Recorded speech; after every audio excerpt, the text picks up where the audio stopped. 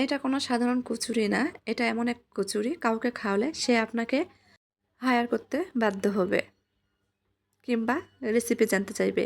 আসসালামু আলাইকুম, কেমন আছেন আপনারা সবাই? আশা করছি সবাই অনেক বেশি ভালো আছেন। সবাইকে আবারও একবার আমন্ত্রণ করছি সাদামাটা রান্নাঘর অ্যান্ড ব্লগসের আরেকটি নতুন ভিডিও দেখার জন্য। আজকে আমি আপনাদের মাঝে আরেকটি ইউনিক রেসিপি নিয়ে হাজির হয়েছি। এখানে একটা বোল নিয়েছি। বোলের মধ্যে চায়ের কাপে মেপে ভর্তি করে 1 কাপ মতো আটা দিয়েছি। দিয়ে দিচ্ছি স্বাদ মতো লবণ, সামান্য পরিমাণ কালো জিরা, হাফ চামচের চেয়েও কম পরিমাণ কালো জিরা ব্যবহার করেছি। দিয়ে দিচ্ছি 1 চামচ মতো তেল। তেলটা আটার সঙ্গে ঘষে ঘষে ময়াম দিয়ে নিচ্ছে। ময়াম যতটা সুন্দর হবে এই নাস্তাগুলো ঠিক ততটাই খাস্তা হবে। ঘরে যদি 1 কাপ আটা থাকে তাহলে কিন্তু ঝটপট এই নাস্তাটি তৈরি করে নিতে পারবেন। ময়াম দিয়ে নিয়েছি, মুঠি করলে মুঠি হয়ে যাচ্ছে, ভেঙে দিলে আগের মতো হচ্ছে, তার মানে ময়াম পারফেক্টভাবে দেওয়া হয়েছে। এখন অল্প অল্প করে নর্মাল পানি দিয়ে ডো তৈরি করে নেব। ডোটা একটু শক্ত করেই তৈরি করে নিতে হবে। ভিডিওর মধ্যে কথাবার্তায় যদি কোনো ভুল হয়ে থাকে প্লিজ সবাই মানিয়ে নেবেন, ক্ষমা সুন্দর দৃষ্টিতে দেখবেন।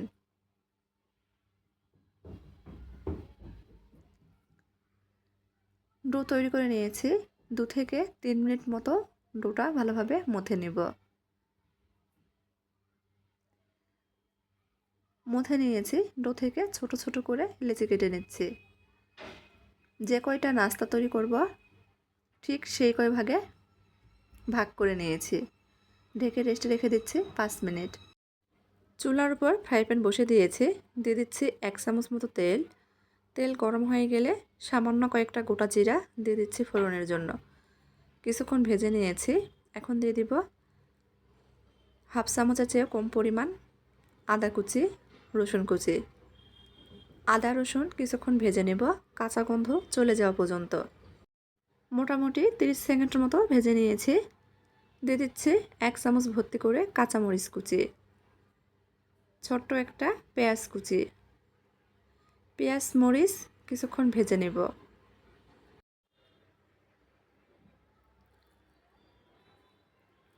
পেঁয়াজ মরিচ নরম করে ভেজে নিয়েছি। এখন দিয়ে দিচ্ছি 2টা মাঝারি সাইজের সেদ্ধ করে ম্যাশ করে রাখা আলু। মিশিয়ে নিচ্ছে।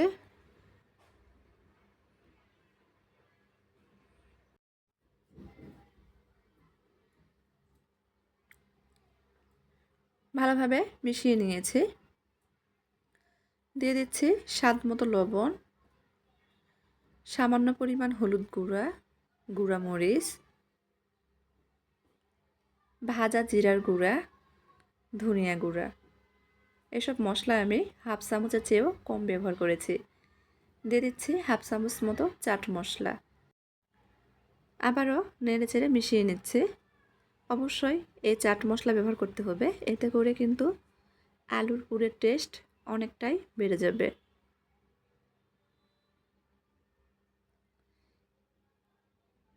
এক মিনিট মতো একটু রান্না করে নেব।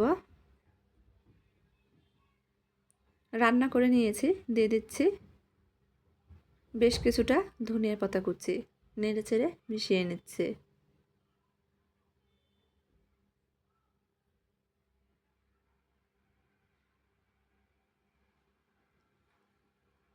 আলুর পুর তৈরি হয়ে গেছে।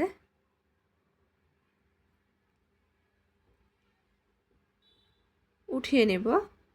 উঠিয়ে ঠান্ডা করে নেব। এদিকে 5 মিনিট পর লেচিগুলো কিন্তু আরও নরম হয়ে গেছে। পিঁড়ি নিয়েছি, সামান্য পরিমাণ আটা ছড়িয়ে দিচ্ছি। একটা লেচি নিয়ে নিচ্ছি। যতটা সম্ভব বড় করে পাতলা করে রুটি বেলে নেব।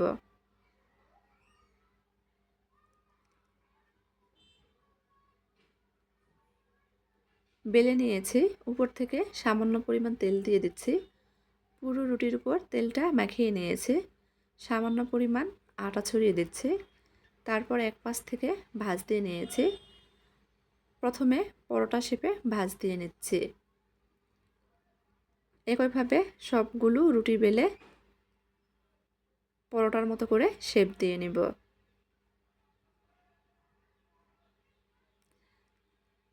সবগুলো নাস্তার শেপ দিয়ে নিয়েছি।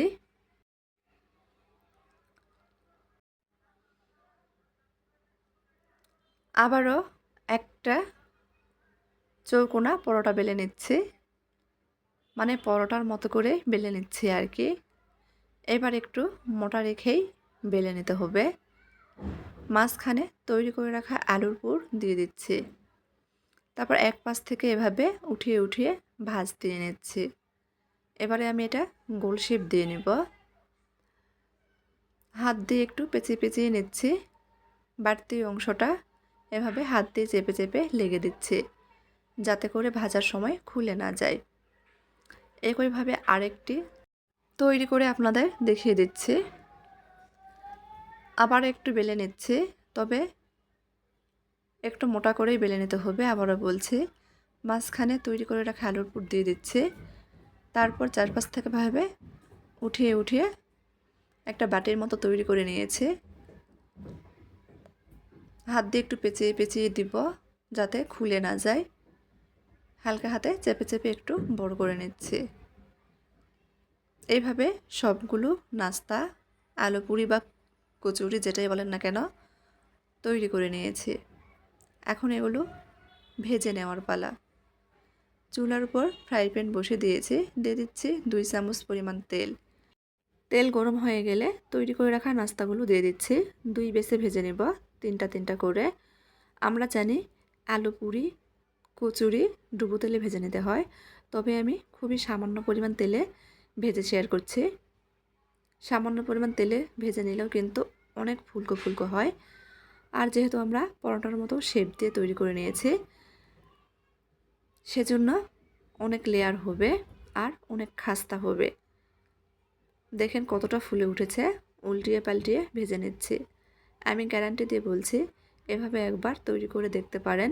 সবাই আপনার কাছ থেকে রেসিপি জানতে চাইবে, এতটাই মজার। কিংবা কেউ কেউ আপনাকে এই নাস্তাটি তৈরি করে খাওয়ানোর জন্য আবারও রিকোয়েস্ট করবে। উল্টে পাল্টিয়ে মুচমুচে করে ভেজে নিয়েছি। দেখেন 2 চামচ তেল থেকে কিন্তু আরও 1 চামচের বেশি পরিমাণ তেল রয়ে গেছে। একই তেলে সবগুলো ভেজে নিয়েছে। দেখেন মাশাআল্লাহ কতটা ফুলকো ফুলকো হয়েছে।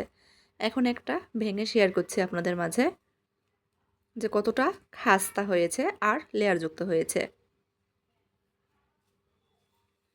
এতটাই মজার, একবার তৈরি করে খেলে বারবার খেতে মন চাইবে।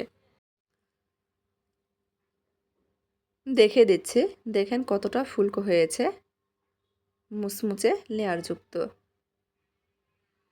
সত্যিই কিন্তু সবাই আপনার কাছ থেকে রেসিপি জানতে চাইবে।